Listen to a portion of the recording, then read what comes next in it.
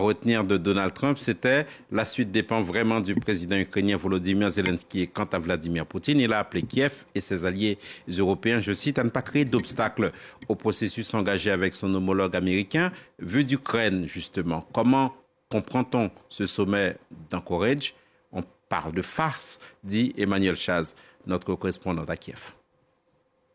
Personne n'est vraiment surpris aujourd'hui par ce qui s'est passé, ou plutôt ce qui ne s'est pas passé hier à Anchorage. Il n'y avait pas trop d'espoir que Vladimir Poutine était sincère dans une démarche de pourparlers, dans une démarche de s'acheminer vers la paix. Pour les Ukrainiens, ce qui était plutôt surprenant et même inquiétant, nous en avons parlé, c'est qu'ils ne soient pas invités à cette table des discussions pour parler de leur propre futur. Le fait que Vladimir Poutine soit même invité sur le sol américain alors que c'est un criminel de guerre selon la Cour pénale internationale, notamment pour l'enlèvement de quelques 20 000 enfants ukrainiens qui ont été déportés en Russie et pour bien d'autres crimes dont nous avons relaté la substance ici sur les chaînes depuis plus de 3 ans et demi et même bien avant. Eh bien, le fait même que Vladimir Poutine soit réhabilité sur la scène internationale, c'est un coup dur pour les Ukrainiens. Le fait que Vladimir Poutine puisse, lors de sa déclaration face à la presse, puisque ce n'était pas vraiment une conférence de presse,